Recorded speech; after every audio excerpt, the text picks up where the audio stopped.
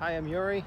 Today I'm going to talk to you about two new Ducatis. I've never really done a video blog before, but I have some access to some pretty unique vehicles, and I'm going to show you what they weigh. First, a little history on the bikes. This one is the 2020 Ducati Superleggera. I'm guessing if you got this far, you already know what this bike is. Really special, 500 made. This is number 75.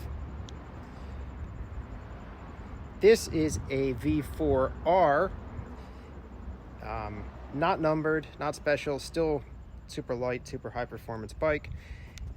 According to Ducati, these two motorcycles weigh about 30 pounds difference. The Superleggera is 30 pounds lighter than the V4R. I'm gonna weigh them today. They both have full tanks of gas. The R has, I think, about 3-4 miles, 2.6 miles on a full tank, from a full tank.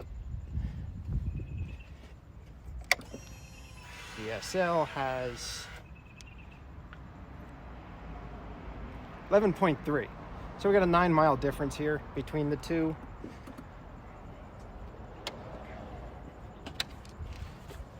Same size fuel tanks, 9 miles. They seem to get about 30 miles a gallon, so roughly a third of a gallon gas difference. If that, probably less. So just FYI, I went to Ducati's website, looked up the weights of these bikes. The dry weight of the Superleggera is 335 pounds, and of the V4R, it's 365 pounds.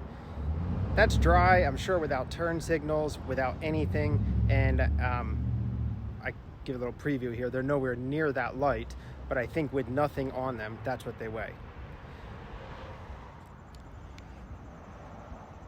Coming back to the R, this bike is all stock, except for Akrapovic full system. No mirrors. I have block offs on there that are turn signals.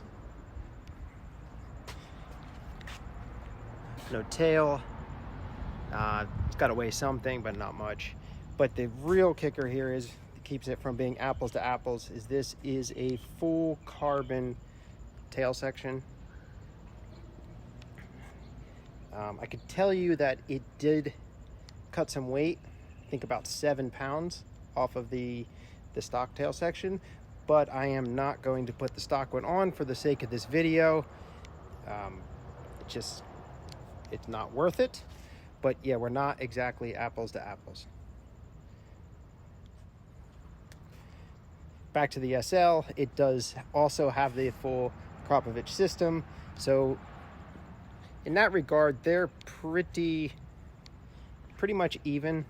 It's really that tail section on the V4R that is the only variable here from making these bikes very, very similar. There are mirrors and the tailpiece on the SL, probably good for 3-4 pounds total of all of that.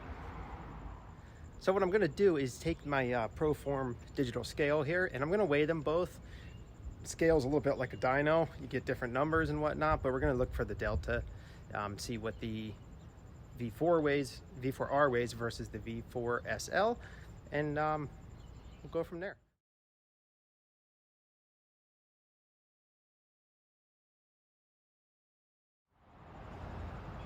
Okay, I'm going to redo the weights because I'm on a hill here, and I usually weigh them over on a flat area. I'm having a hard time keeping the bike still, so I'm going to relocate over to there.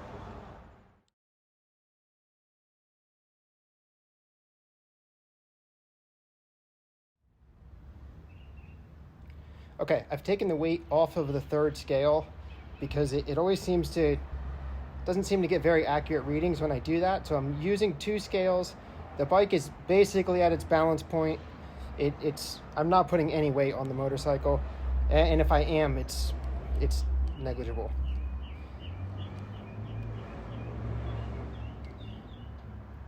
This is the number I always get with this bike. 433 pounds. Even if I move it around a little bit, it moves to 432. But we're 432, 433. And I've weighed this bike 100 times. That's what it always is in this spot. I'm gonna go get the Superleggera now.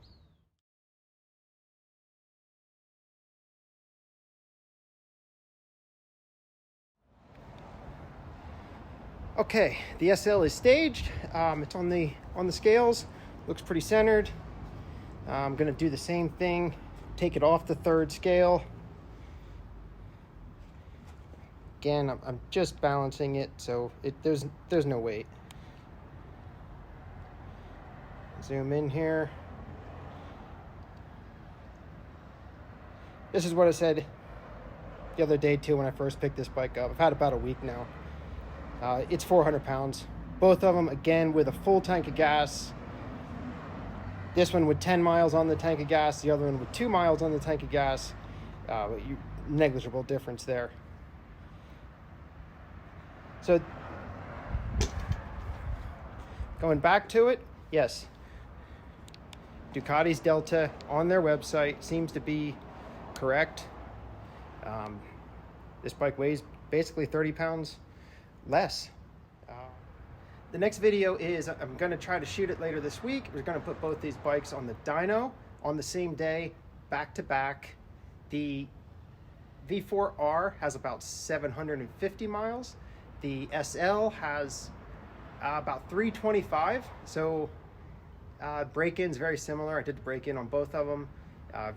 Some canyon riding.